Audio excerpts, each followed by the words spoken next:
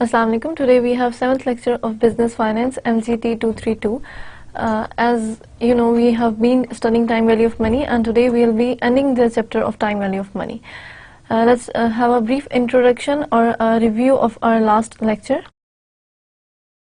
We studied about uneven cash flow streams, that is whenever we have unequal payments and over unequal or unequidistant period of time, we use uneven cash flow stream.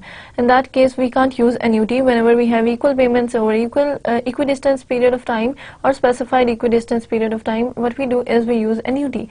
But in that case, when we have uneven cash flows or uneven cash flow streams over different number of period of years, let's suppose we have 100, we have to make payment of 100 on year 1, then 200 on year 2, but on year 3 we don't have to make any payment, and then on the 4th year we have to make payment of 300.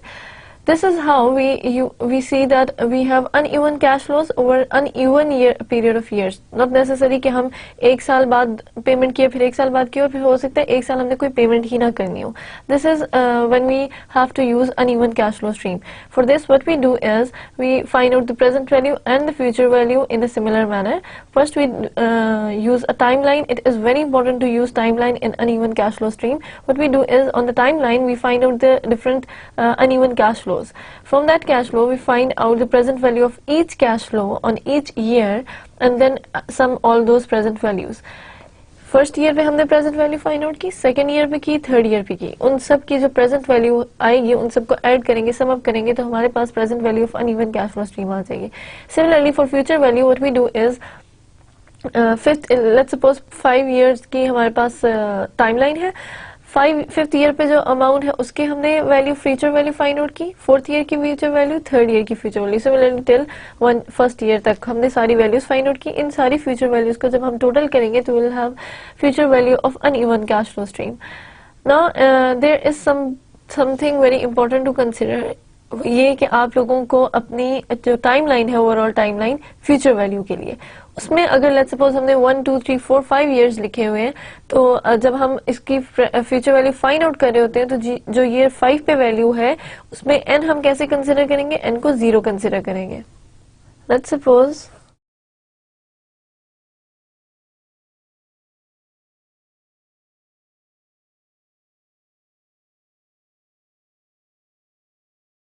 we have to find out the future value of this cash flow stream.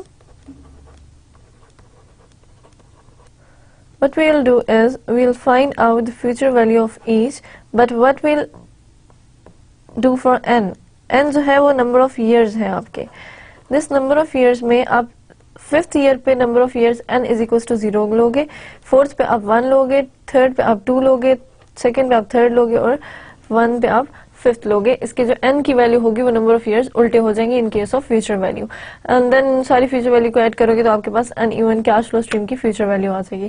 Then we also found out that what is the impact of frequency compounding, के compounding का कितना ज्यादा effect आ रहा होता है. फिर हम लोगों ने ये देखा था कि इसकी प्रेजेंट वैल्यू फ्यूचर वैल्यू कैसे फाइंड आउट होगी. When we talk about compounding that means we are talking about different number of periods.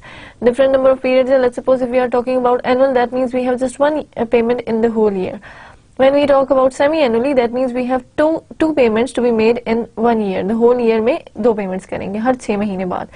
Then when we talk about quarterly, तो quarterly का मतलब ये है कि साल में 4 payments होंगी हर 3 महीने बाद.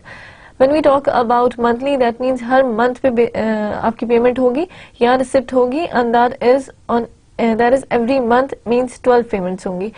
When we talk about daily, that means हर रोज एक पेमेंट करनी है. दिस इज 365, वहां पे हम 365 लेते हैं. इसके साथ मैंने आपको ये चीज बताई थी कि आपकी 2 चीजों में चेंज आते हैं. The first one is your interest rate and second is your number of periods. If we talk about interest rate and number of years, we have I में क्या चेंज आता है, आई ओवर एम हो जाता है, जिसमें M, let's suppose if we talk about annually तो I would be I divided by 1. If we talk about semi-annually, I would be divided by 2. When we talk about quarterly, it would be I divided by 4.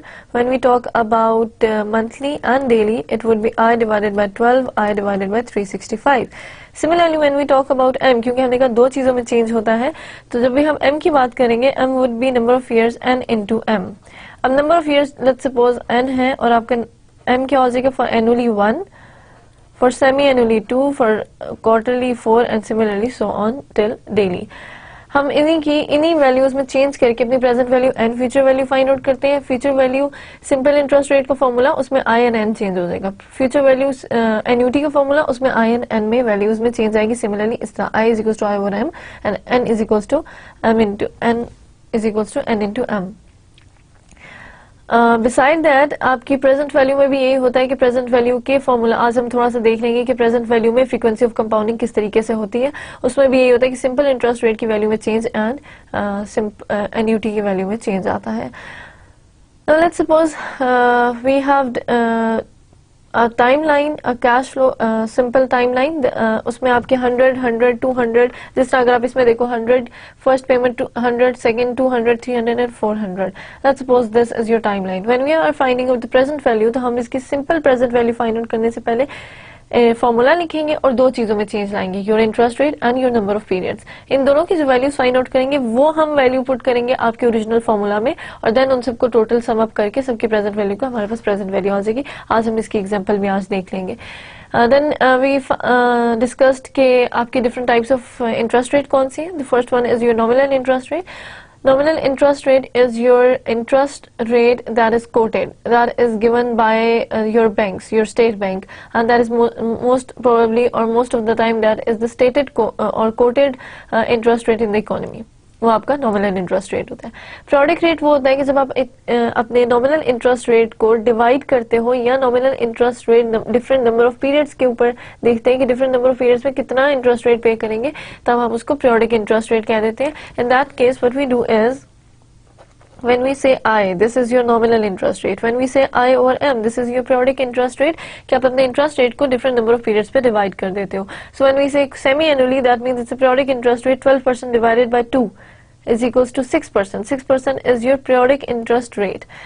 Similarly, the third thing we discussed was effective annual rate. Effective annual rate का formula is 1 plus I divided by M whole power M minus 1, where M is your number of periods and I is your interest rate. Effective annual interest rate is normally your interest rate earned or paid after adjusting for the factors such as किस किस्म के factors के ऊपर, such as compounding number of periods.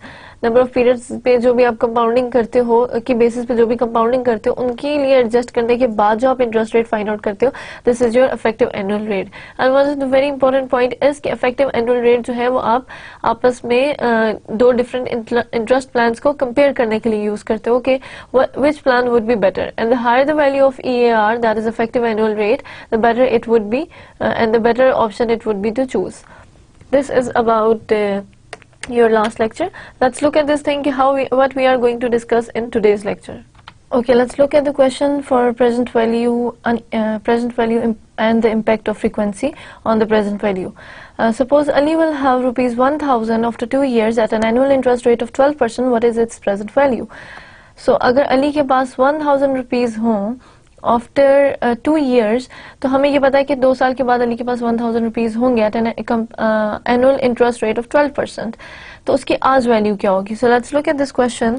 अगर हम उसकी compounding करें, let's suppose if we are talking about finding the value at annual basis, that would be present value is equals to future value into 1 plus I power minus n. This is the formula. मैंने बताया कि जब भी compounding होगी तो दो चीजों में चेंज आएंगे. First one is your interest rate and second is your n. Interest rate would be I over M, that means it would B 12% divided bye 1, 12%, and n into M, that would be 12 into that would be number of years, क्योंकि आपके 2 हैं तो 2 into 1, that would be equal to 2. So if we put in the values, the present value would be 1000 into 1.12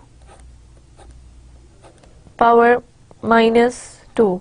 The answer would be 797 7.19 rupees.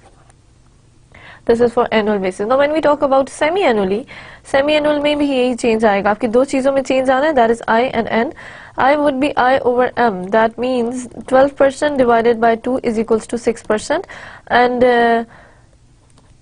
N क्या हो गया? N into M. That means 2 years into 2. आपके number, क्योंकि semi-annually के लिए हम 2 use करते हैं, so that would be 4. So your answer would be present value is equals to 1000. 1.06, क्योंकि हम I की जगह क्या करेंगे? 6% डालेंगे और N की जगह हम N into M, that means 4 डाल देंगे.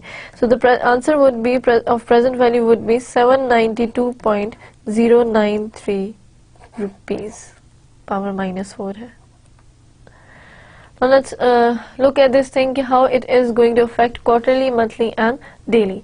When we talk about present value, it is equal to future value into 1 plus I power minus N. Now on quarterly basis it would be 12% divided by 4. That means it's 0.03 or 3% is your I. N की बात क्या हो जाएगी? 2 years है, multiply by आपने कितने करना है? 4. So that would be 8. So your answer would be 1000 into 1.03 power minus 8. That would equal to 789.409 rupees.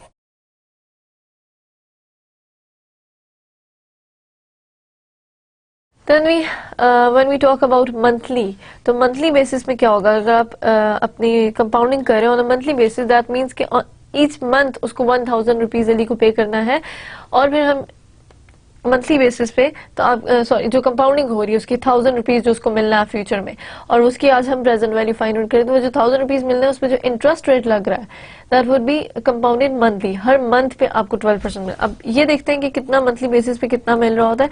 12% तो ईयरली है, डिवाइडेड बाय 12 करेंगे दैट मीन 0.01 और 1% आपको हर मंथ इंक्रीज आ रहा है. एन इंटू एम है, that means it would be N is your 2 and m is equals to 12, that means it would be 24.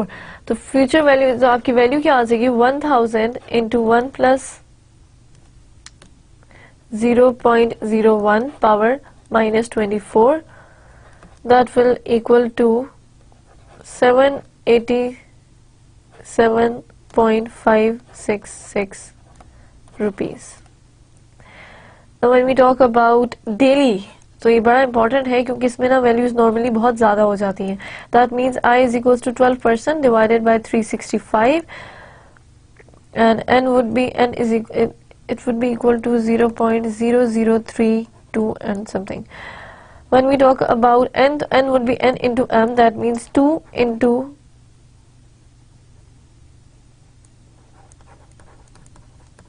365, that would be 730. So when you put in the values in the formula, that would be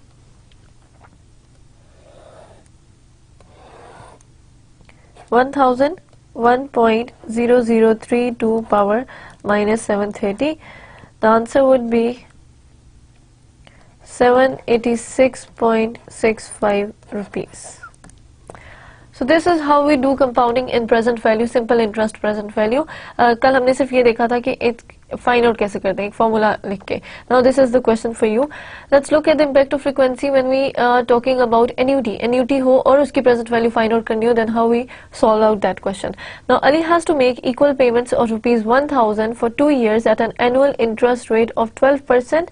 what lump sum amount he should deposit today. आज उसको क्या amount deposit करनी चाहिए कि वो 1000 की payments हर वक्त हर next आगे कमिंग अप ईयर्स में करता रहे with 12% interest rate for next 2 years. 2 साल के लिए पेमेंट्स करता रहे. Now, if we look at the formula for present value annuity, that is payment into 1 minus 1 plus I power minus n whole over I. इसमें भी हम same वही pattern follow करेंगे. What? That would be I is equals to I over m. That means हमने जो पहले find out किया 12% divided by 1, that is 12%. When we talk about n, that is n into m means 2 into 1. So similar thing would be here क्योंकि हमारी payment यहाँ पे हमें question में पता चल रही है. that's 1000, n is 2 and I is 12%. So it would be 1 minus 1.03 0.12 power minus 2 whole over 0.12. The answer would be 1690.051 rupees.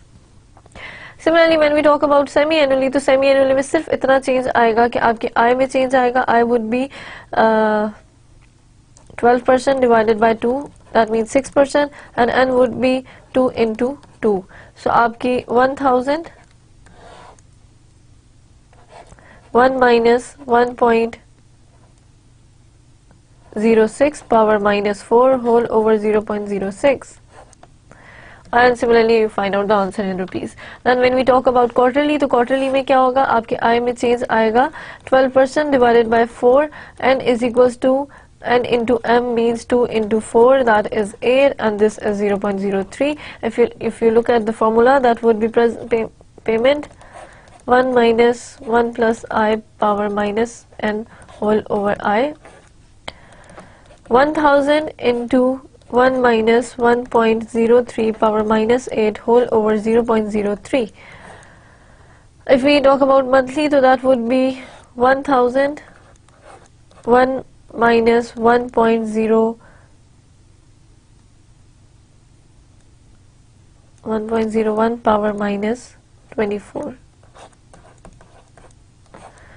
And please find out the answer by yourself. You should have a paper and a pen and a calculator in order to take lecture for business finance, as I have been telling you कि आपके पास सब कुछ होना चाहिए. And now find out these answers.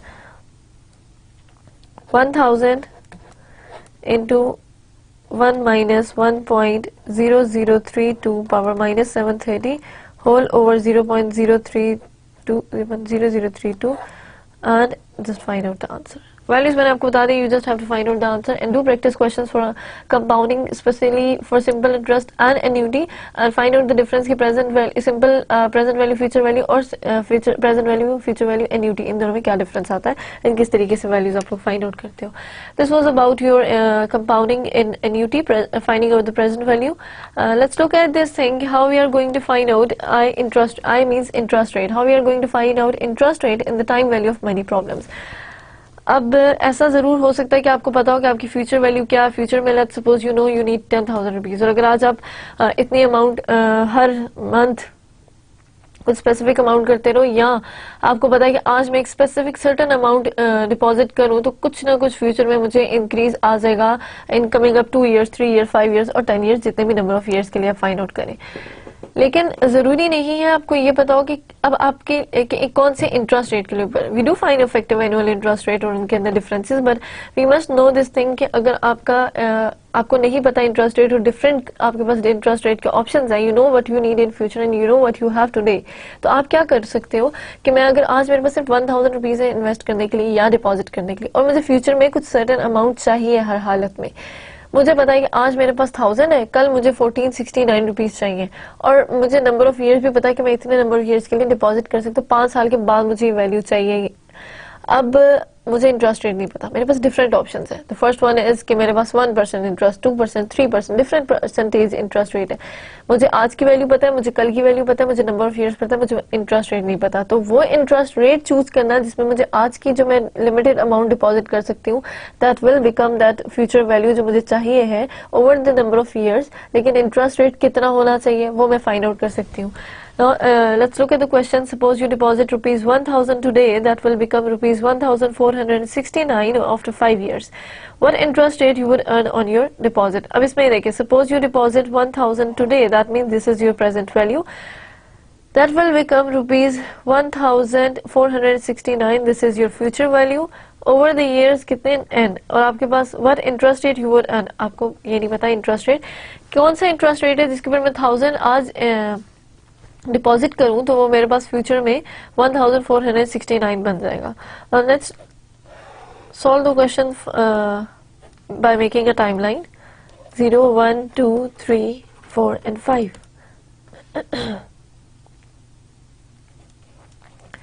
Present value अगर आपकी है 1000, you know that you are going to deposit 1000 rupees today and you will get 1469 in future after 5 years. अब आपको नंबर ऑफ ईयर्स पता है, आपको ये पता है आपकी प्रेजेंट वैल्यू क्या, आपको ये पता है आपकी फ्यूचर वैल्यू क्या, बट आपको ये नहीं पता कि आपको क्या इंटरेस्ट रेट पे करना है कि जिसके ऊपर ये नंबर ऑफ ईयर्स अर्न होके फ्यूचर में आपके पास ये वैल्यू आ जाए. Okay, now if we write down the formula for finding out this value of I is future value is equals to present value 1 plus I power n. अब हमें पता है कि हमारी प्रेजेंट वैल्यू क्या है, फ्यूचर वैल्यू क्या है. The future value of this is 1469, present value is 1000. We know 1 plus I, we don't know what is the value of interest rate, and we know what is the value of n, that is number of years हमारे 5 है. Now if we solve this question, 1469 divided by 1000, और यहाँ पे हमारे पास क्या रह जाएगा 1 plus I power 5. Okay, if you look at this thing कि आपकी जो भी चीज एक साइड पे मल्टीप्लाई हो रही होती है, जब भी आप उसको दूसरी साइड लेके जाओ दैट डिवाइड्स, तो आप उसको डिवाइड कर देते हो, सिंपल मैथमेटिकल रूल है. Okay, now if you look at this thing 1469 divided by 1000 is 1.469, और यहाँ पे हमारे पास 1 प्लस आई पावर 5 है. अगर आप इसको, it implies that 1 plus I power 5 is equals to 1.469, taking 1 by 5 as power on both sides. What you do is you find out the value. Whenever you are finding out a value using an equation, you have to do whatever you do on the left side, you have to do it on the right hand side as well, and whatever you have to do on the right hand side, you have to do it on the left hand side as well. दोनों side पे equal करते हैं. अब ये देखते हैं कि हमने पावर लेनी है, क्योंकि हम इस पावर को खत्म करना चाहते हैं. ये जो 5 में हमारे पास पावर में 5 है, what you do is 1 plus I power 5 into 1 by 5 कर देते हैं. दूसरी साइड पे 1.469 पावर 1 by 5. अब I'll continue the question here, और मैं इस वैल्यू को यहाँ पे कंसिडर करेंगे. Let's do this question here. We have 1 plus I power 1, क्योंकि 5 और 5 से कट क्या है, तो we'll have 1.469 power 1 by 5. If we find out this value from the calculator, it would be 1.079. Using calculator, we find out that the power of 1.469 as 1 by 5, we find out that it is 1.079. Now अगर यहाँ पे हम interest, यहाँ पे 1 जो plus हो रहा है उधर जाके क्या हो जाएगा, माइनस हो जाएगा. So that would be 1.079 minus 1. The answer would be I is equals to 0.079 or 7.9% if we multiply it by 100. तो आपकी ये आंसर आ जाएगा, which is approximately equal to 8%. So the value of I is 8%. अगर आप 8% या 7.9% interest rate के ऊपर अपनी 1000 रुपीज डिपॉजिट करो आज, तो 5 साल के बाद you will get 1469. This is how we find out the value of interest rate. Now let's look at the how we find out the value of n in the time value of many problems. अब क्या करते हो कि let's suppose आपको ये पता है कि ये इंटरेस्ट रेट है, इतना मैं डिपॉजिट कर सकता हूँ, इतना मुझे फ्यूचर में चाहिए, लेकिन मुझे ये नहीं पता कि कितने नंबर ऑफ इयर्स के लिए मैं डिपॉजिट करूँ कि मुझे एग्जैक्टली जो अमाउंट फ्यूचर में चाहिए वही मिले. तो उसके लिए हम लोग क्या करते हैं, we have the similar way of finding the N as we have been finding it through I, या जो भी हम फॉर्मूला यूज करें. Let's look at the question. Suppose you deposit ₹100 and you will have ₹1005 at an interest rate of 5%. How much time it will take to earn ₹115? So अगर आप deposit करो आज क्या है, if you look at the question, suppose you deposit ₹100, that means ये आज की value है, and you will have ₹115 at an, अब you will have ₹115, that means the future value at an interest rate of 5%, this is I, and how much time will it take to earn ₹115? That means आपको n नहीं पता, n is equals to question mark, you have to find n. Let's start with the timeline. अब timeline में issue ये है कि you don't know the number of years, so when you make a timeline तो 0 पे आपके पास 100 है, कोई एक n के ऊपर आपके पास 115 है, and the interest rate you are going to use is 5%. ये जो n इज द फ्यूचर में हम लोग n लिखेंगे number of years, that will B n, क्योंकि अभी हमें n पता नहीं है. The formula we are going to use is the same when what we used for I, that is future value is equals to present value into 1 plus I power n. We know what is the future value, that is 115. We know what is the present value, that is 100. We know the interest rate is 5%, that is 1.05, and we don't know the value of n, तो हम यहाँ पे n इसी तरीके से लिख देंगे. Now जो चीज़ उधर मल्टीप्लाई हो रही है उधर जाके डिवाइड हो जाएगी, तो 115 divided by 100, that would be 1.05 power n. The answer would be 1.15 power 1.05 power n. Now if you look at this thing, तो आप एक मैथमेटिक का सिंपल अलजेब्रिक या मैथमेटिक आप कह लो, एक रूल है जिसके लिए whenever if something has a power, let's suppose it's x power n, whenever we take natural log of x power n, that means वो क्या हो जाएगा n into ln x. ये जो आपकी पावर में चीज होती है वो बेस में आ जाती है. तो whenever you have to consider your value in power, या कोई ऐसी वैल्यू है जिसको आपने जो पावर में और आपने फाइंड आउट करना है, तो what you do is simple rule of algorithm, जो कि आप नेचुरल लॉग लगा देते हो, और नेचुरल लॉग से ये होता है कि whenever you find out the value of natural log, तो n जो है वो हमेशा यहाँ जो वैल्यू आप फाइंड आउट करें पावर में वो आपके पास आ जाती है बेस में. ओके, इन और as I have told you कि जी अब नेचुरल लॉग लेना है. अब इस केस में भी आपका सेम केस है कि आपके पास जो n है दैट इज वो पावर में है और आपको उसकी वैल्यू पता नहीं है. In that case what we do is we taking natural log ln on both sides. एक चीज याद रखें, जब भी आप अपना कैलकुलेटर यूज करेंगे तो कैलकुलेटर में दो किस्म के नेचुरल लॉग दिए हुए हैं. एक लॉग दिया हुआ है LOG और दूसरा दिया हुआ है LN. Find out on your calculator on the very right corner में से किसी बटन्स में होता है जिसमें LN लिखा होता है. LN मीन्स आप नेचुरल लॉग फाइंड आउट करते हैं, not anti log. It's not anti log, it's natural log. That means LN. वो कैलकुलेटर में LN ही लिखा होता है. Okay, I will continue the question here.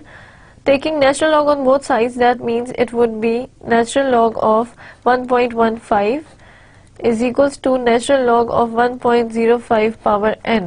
तो क्या है कि यहाँ पे जैसे है n की पावर हमेशा बेस में आ जाएगी, तो natural log of 1.15 would be 0.139 and natural log of 1.05 power n. तो ये n क्योंकि बेस में आना है तो n यहाँ बेस में आ जाएगा. natural log of 1.05 की वैल्यू आपके पास आती है 0.048. अब ये देखिए जो चीज इधर मल्टीप्लाई हो रही है उधर जाके डिवाइड हो जाएगी, तो it implies that n is equal to 0.139 whole over 0.048. Now if you find out this by dividing we get 2.89 which is approximately equal to 3 years. Now don't forget to write the units. अब क्योंकि हम number of years find out कर रहे हैं तो number of years हमेशा हमारे years में शो होता है, या आपके जो भी अगर आप मंथली कर रहे हो पीरियड्स में या जो भी, तो क्योंकि हम number of years find out कर रहे हैं तो वो ईयर्स में आप लिखोगे इसका यूनिट. जब हम आई फाइंड आउट करते तो जो हमारी इंटरेस्ट रेट की वैल्यू थी वो हमने परसेंटेज में लिखी थी. Now this is how you find the value of n and value of I. तो अकॉर्डिंगली आपने ये फाइंड आउट कर लिया कि आपके I और n कैसे फाइंड आउट होता है. इसके लिए बहुत जरूरी है कि आप क्वेश्चंस प्रैक्टिस करो. एक चीज जो आपका n फाइंड आउट करना है तो सिंपल रूल है, फ्यूचर वैल्यू के फॉर्मूला में पुट करो, use natural log to find out n. When you are trying to find interest rate I, तो आप क्या करते हो कि you put in the values of future value formula, put in the values in future value formula, and then you find out the value of interest rate by taking power. Power में आप 1 by 5, let's suppose 5 years है 2 years है, जो भी आप उसको 1 by 2 या 1 by 5 कर देते हो, and then you find out the value of interest rate. Now let's look at another topic, that is loan amortization. Whenever we have a loan that is to be repaid in equal periodic payments, it is said to be amortized loan. जब भी हम equal periodic payments में, हमने equal periodic payments का मतलब ये है कि equal payments equal number of periods के ऊपर, जब भी आप ऐसा कोई लोन पे कर रहे होते हैं उसको हम amortized loan कहते हैं.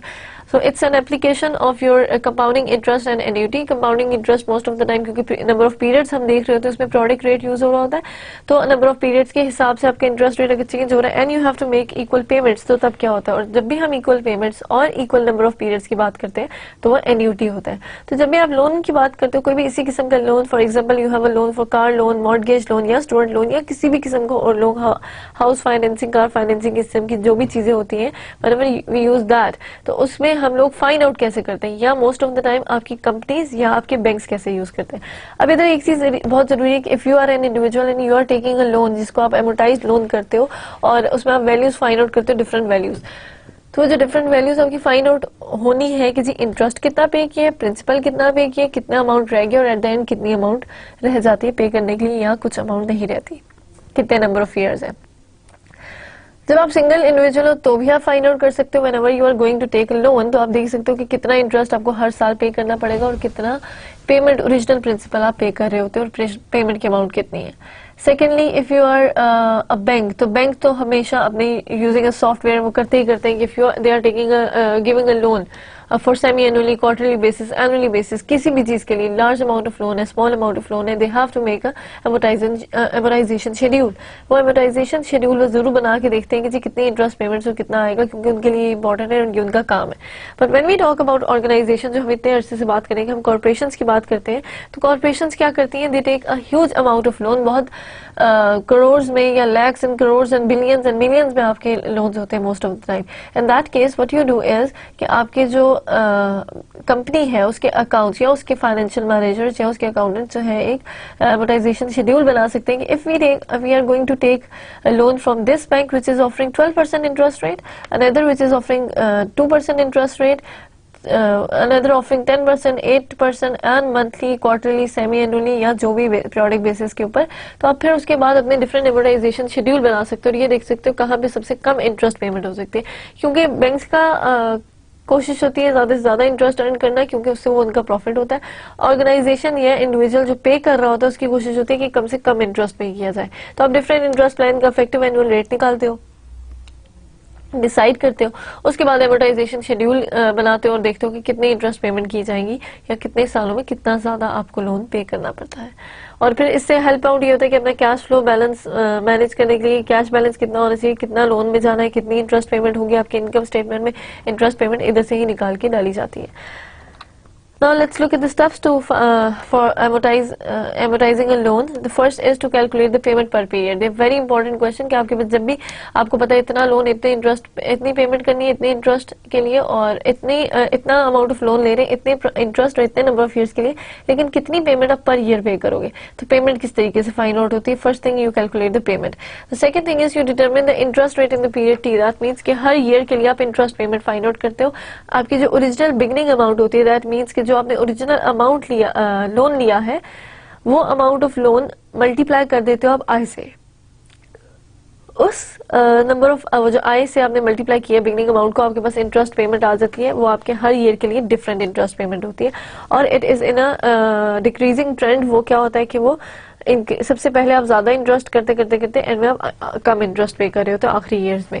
Then you compute the principal payment. आप पेमेंट फाइंड आउट करते हो कि ओरिजिनल प्रिंसिपल अमाउंट आपने कितनी पे कर दी है. लेट्स सपोज मैंने लोन लिया, उस लोन में से मैं कुछ पेमेंट अमाउंट, उस पेमेंट की में से मैं आधा इंटरेस्ट पे कर रही हूँ तो आधा प्रिंसिपल अमाउंट. तो फाइंड आउट के प्रिंसिपल अमाउंट हर साल में कितनी पे की है, तो आप ओरिजिनल पेमेंट में से इंटरेस्ट की अमाउंट माइनस कर देते हो तो आपके पास पेमेंट की अमाउंट आ जाती है. Then you determine the ending balance period. ये हर ईयर का एंडिंग बैलेंस होता है. दैट मीन्स जो बैलेंस बिगनिंग बैलेंस था उसमें से आप माइनस करते हो अपने प्रिंसिपल पेमेंट जो आपने पहले फाइंड आउट किया स्टेप 3 में, और फिर देखते हो कि कितना अभी भी इस ईयर के बाद कितना लोन रह गया है रीपे करने के लिए. ये आप करते हो सिर्फ एक साल के लिए, एक साल के लिए. फिर अगले साल के लिए आप सेम यही स्टेप्स रिपीट करते हो. Okay, now let's look at an example how we are going to amortize a loan या amortization schedule बनाया कैसे जाता है. As I told you, the first step is to find out the payment. So let's look at a question. Ali is borrowing rupees 10,000 at a compound annual interest rate of 12%. Amortize the loan if annual payments are made for 5 years. Now if you look at this question, Ali is borrowing rupees 10,000. That means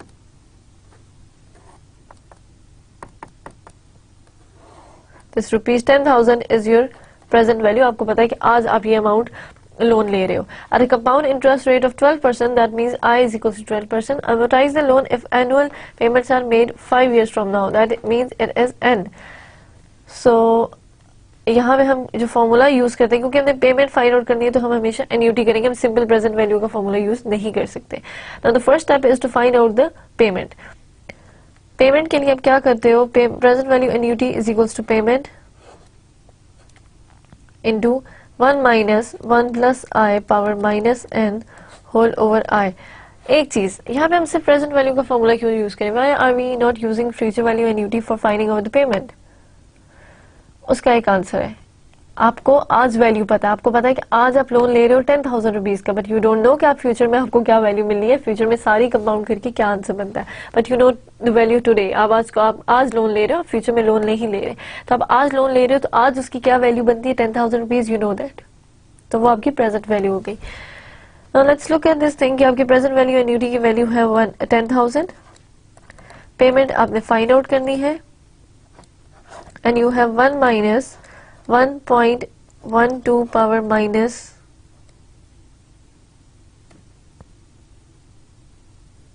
5 whole over 0.12। 10,000 is equals to payment, 10,000 is equals to 3.605, ये इसकी value आई है। अब जो चीज इधर multiply हो रही है उधर जाके डिवाइड होगी, तो it implies that payment is equals to 10,000 whole divided by 3.605, that will equal to ₹2,774 after rounding off. Round off करने के बाद ₹2,774 आपकी पेमेंट की अमाउंट आई है। तो ये आपके पास फर्स्ट स्टेप सॉल्व हो गया, you know the value of payment, कि आपकी पेमेंट की वैल्यू ये आई है। Now let's formulate a schedule. अब शेड्यूल बनाने के लिए बहुत जरूरी है कि you must know few things, कि आपको क्या क्या चीजें कंसिडर करनी है। The first thing is this is your loan amortization schedule. यहाँ पे हमारे पास फर्स्ट कॉलम में आएगा नंबर ऑफ ईयर्स, क्योंकि क्वेश्चन में हमें पता है नंबर ऑफ ईयर्स कितने, 5, so 1 2 3 4 and 5। Then what we know is we must know the beginning amount, कि क्या आपके ओरिजिनल अमाउंट ऑफ लोन कितना है। Then we must know the payment, जो हमने फाइंड आउट कर ली है अपने अभी स्टेप 1 के अंदर।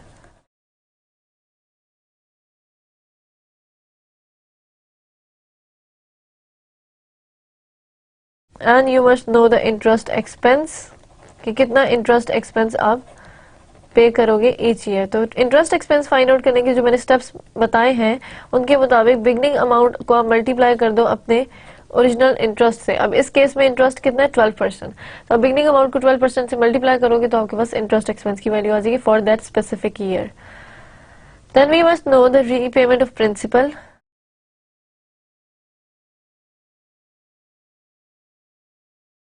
रीपेमेंट ऑफ प्रिंसिपल के कितना प्रिंसिपल आपने पे किया है इसमें।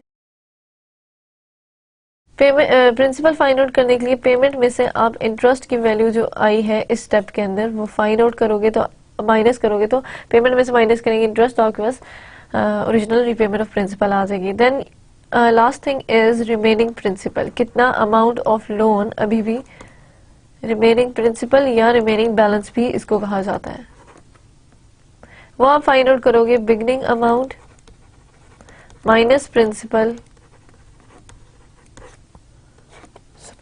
सपोज के क्वेश्चन अगर आप देखें तो क्वेश्चन में यू हैव 10,000 रुपीज जो कि आपका लोन है, ₹10,000 आपने लोन ले लिया, पेमेंट की अमाउंट आपको पता है 2,774। अब एक चीज याद रखें कि हमारी क्योंकि पेमेंट इक्वल है over all the number of years, तो हम इक्वल पेमेंट की बात करते हैं, तो दैट मीन्स कि हर साल हम यही पेमेंट करेंगे। तो let's put in the values of payment.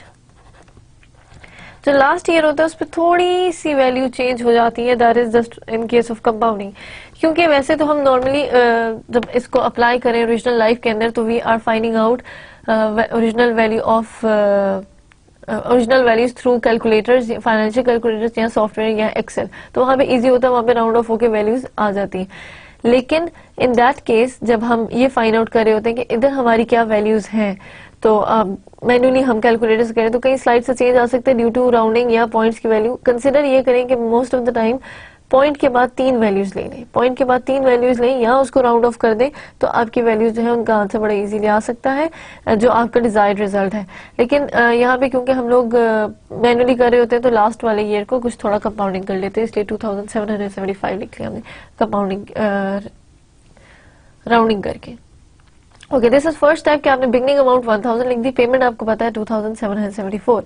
When we talk about interest expense, तो आपकी बिगनिंग अमाउंट कितनी है 10,000 multiply by interest expense is 12%, that means the answer would be 1200। तो फर्स्ट ईयर के लिए जो आप इंटरेस्ट एक्सपेंस पे करोगे that is 1200।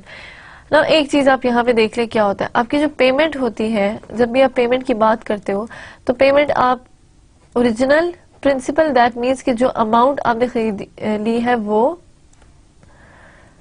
Plus your interest expense, ठीक है। अगर आपको पता है कि आपकी ओरिजिनल पेमेंट 2774 है और आपको ये नहीं पता कि आपके प्रिंसिपल की क्या अमाउंट है और आपको पता है इंटरेस्ट रेट 1200 है, तो आप इसे अगर 1200 को 2774 में से माइनस करें तो आपके पास प्रिंसिपल की अमाउंट आ जाएगी। सो इधर भी हम यही करेंगे कि आपकी पेमेंट के 2 पार्ट होते हैं। The first one is your principal amount, जो ओरिजिनल अमाउंट आप वापस कर रहे हो, और उसके ऊपर जो आप इंटरेस्ट एक्सपेंस लगा है वो अमाउंट पे कर रहे होते हो। तो आपकी original amount plus your interest expense मिला के आपकी पेमेंट बनती है। अगर आप पेमेंट में से इंटरेस्ट को माइनस करोगे तो ओरिजिनल प्रिंसिपल अमाउंट आ जाएगी। सो इन दैट केस हम लोग क्या करेंगे, यहाँ पे 2774 माइनस 1200 करें तो हमारे पास जो आंसर आता है that would B 1574।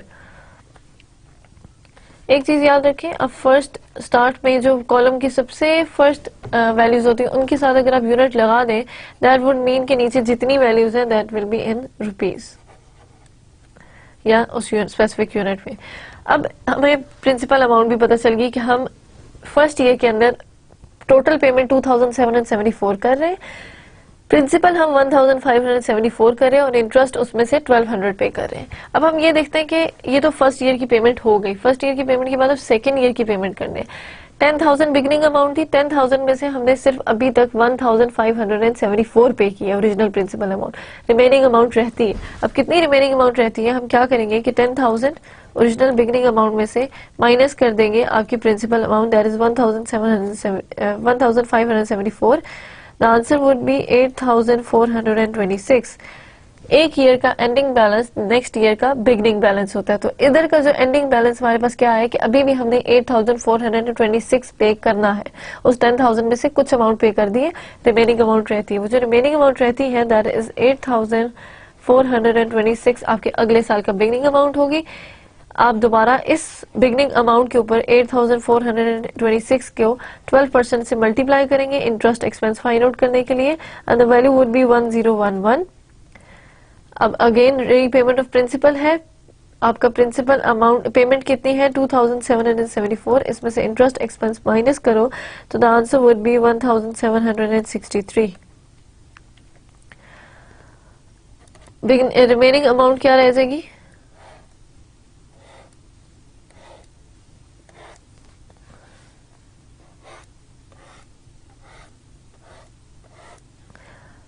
Remaining principal beginning amount कितनी है आपकी थी इस केस में 8426, इसमें से प्रिंसिपल अमाउंट माइनस की that is 1763। The answer would B 6663।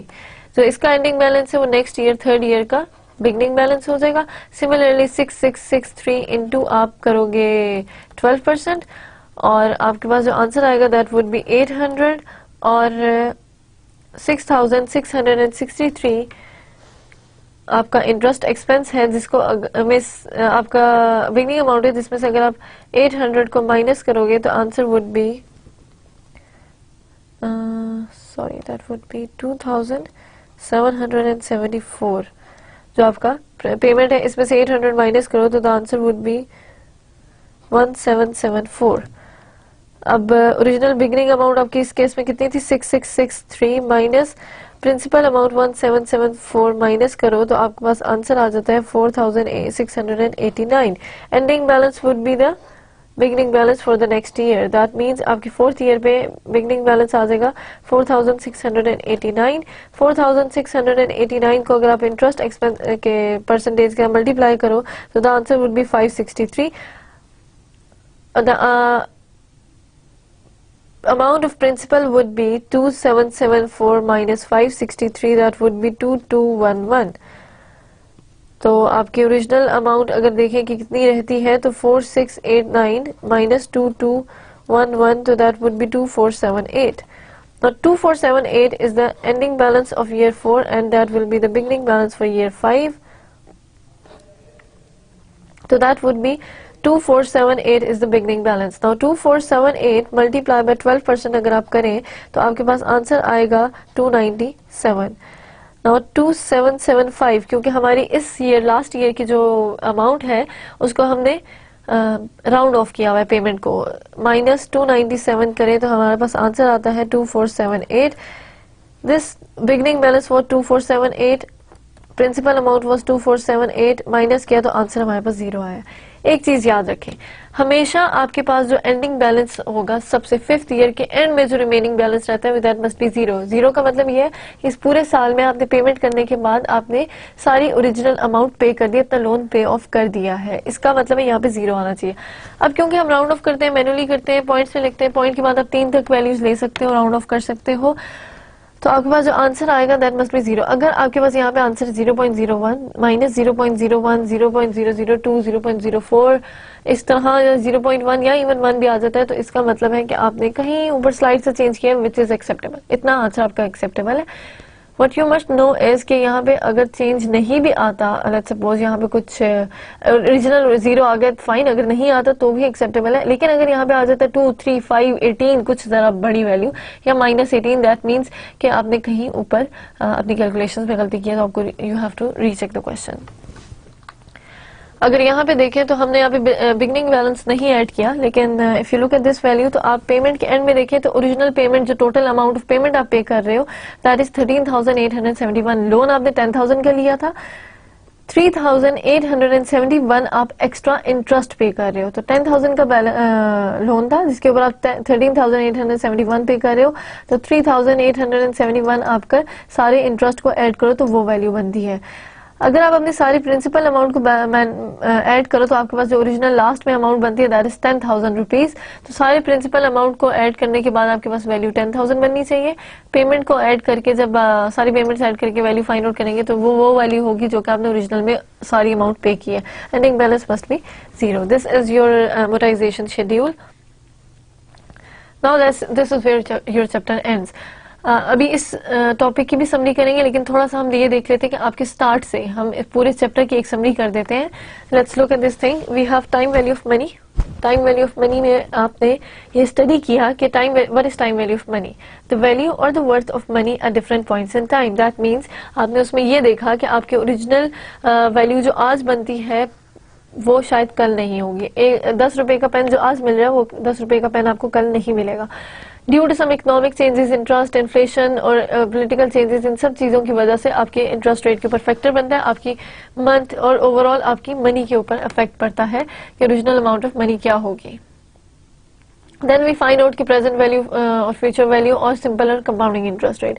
Simple interest rate ये है कि अगर आप ये फ्यूचर वैल्यू फाइंड आउट कर रहे हो तो दैट मीन्स कि you are finding out the values in future, के आज की वर्थ कल, अगर आज मेरे पास 100 रुपीज है तो उसकी कल क्या वर्थ होगी, तो वो finding out the value in the future. अगर आप विद एन इंटरेस्ट रेट अगर उसके ऊपर लगे, सिमिलरली वो जो इंटरेस्ट रेट होता है वो सर्टेन फैक्टर्स के लिए एडजस्ट किया होता है। Finding out the value today, that is your present value. आज की जो वैल्यू है, your worth of money today is your present value and worth of money in future is your future value. Finding out the future value, the process of finding out the future value is compounding and the process of finding out the present value is your discounting. इसके अलावा हमने ये देखा था कि आपकी compounding किस तरीके से होती है। कंपाउंडिंग में हमने ये चीज डिस्कस की कि आपके present value, future value, present value annuity, future value annuity, इनमें जब भी आप फाइंड आउट करोगे तो इनमें दो चीजें चेंज होती हैं। The first is your interest rate and another is your number of years. Interest rate is आप इंटरेस्ट रेट को नंबर ऑफ पीरियड से डिवाइड कर देते हो। इन case of annual it is 1, in case of semi annually 2, quarterly 4, monthly 12 and daily के लिए 365 से। Similarly number of years में चेंज आता है n into m, that is उसको मल्टीप्लाई कर देते हो नंबर ऑफ पीरियड से। n is your number of years, उसको मल्टीप्लाई करोगे नंबर ऑफ पीरियड से, annually, semi annually, quarterly, monthly, जिसके लिए भी। इसके अलावा हमने फाइंड आउट की थी कि एन्युटी किस तरीके से फाइंड आउट होती है। एन्युटी की डिफरेंट टाइप्स देखी थी। एन्युटी जो है that is finding out the value of present or future value of a certain amount of payments when we have equal number of payments over equal distance period of time। तो हम लोग कुछ value find out कर लेते हैं। अब वो equal payment with equal distance period of time, वो एन्युटी होती है। दो types of annuity, ordinary annuity and annuity due. Ordinary annuity is whenever you have to make the payments और receipts at the end of the year, तो वो आपकी ordinary annuity. At the beginning of the year वो आपकी annuity due है। Present value, future value के अंदर भी के एन्युटीज के अंदर भी आपकी ordinary present value, ordinary annuity payment जो है आपने प्रेजेंट वैल्यू फाइंड आउट करनी है उन पेमेंट्स की जो कि एंड में हुई हुई है। वही आपने फ्यूचर वैल्यू फाइंड आउट करनी है उन पेमेंट्स की जो एंड में हुई हुई है, तो वो ordinary annuity, present value and future value. लेकिन वही एन्युटी जिसकी वो पेमेंट जो कि आपने बिगिनिंग ऑफ द पीरियड हुई हुई है उसकी प्रेजेंट वैल्यू फाइंड आउट करेंगे, that will be present value annuity due. And when you are finding out the present future value of the payments इनकी जो कि एंड एट द बिगिनिंग हुई हुई है, तो वो फ्यूचर वैल्यू एन्युटी ड्यू हो जाएगी। Similarly, we find out different types of interest rate, जिसके अंदर हमने ये देखा था nominal interest rate is your quoted or stated interest rate, and your then you have periodic interest rate कि आप अगर अपने nominal interest rate को periodic number of periods के लिए adjust करो तो periodic interest rate। then we have effective annual interest rate जो कि ये find out करता है कि आप different interest plans को compare करना हो over different number of periods पे, वो number of periods के लिए adjust हुआ होता है और आप different interest rate plans को compare करो तो you use effective annual rate। beside that we find out the कि compounding से future value, present value, future value annuity, present value annuity किस तरीके से find out होती है। इसके अलावा we find out the value of interest rate and number of years over time value of many problem के लिए I के लिए आप क्या करते हो कि अपने number of years को पावर में पावर लेके I की वैल्यू फाइंड आउट करते हो using future value formula, and for n similarly future value formula use होता है पर natural log यूज होता है और value of n find out करते हो। then we use amortization, loan amortization क्या है कि whenever we have to pay the amount of loan in equal payments over equal periodic period over equal periods, तो वो आपकी लोन एमोटाइजेशन होता है। मोस्ट ऑफ द टाइम इसकी example car loan, mortgage loan etcetera है। Loan amortization schedule बनाते हो जिसके अंदर आपके 5 डिफरेंट कॉलम्स है। You have to find out the beginning value, interest expense, your payment, your principal amount and the ending balance. At the end of the day आपके पास जब भी आप पूरा शेड्यूल कंप्लीट करते हो वैल्यू 0 में आनी चाहिए। This is the whole summary of your chapter and your today's lecture. So this is whole about your time value of money. To practice the questions at the end of the any financial book, जो भी आप finance की book use करते हो उसके अंदर में जो भी चैप्टर्स होते हैं, and do use the tables and the formula। ये आप पे डिपेंड करता है फॉर्मूला यूज करते हो या table, but I would prefer कि आप लोग फॉर्मूला यूज करो क्योंकि उससे कॉन्सेप्ट क्लियर होता है। So next time in the next lecture, our 8th lecture, we will have another chapter that is bond valuation. So उससे हम continue करेंगे। So that was all about your time value of money. Thank you.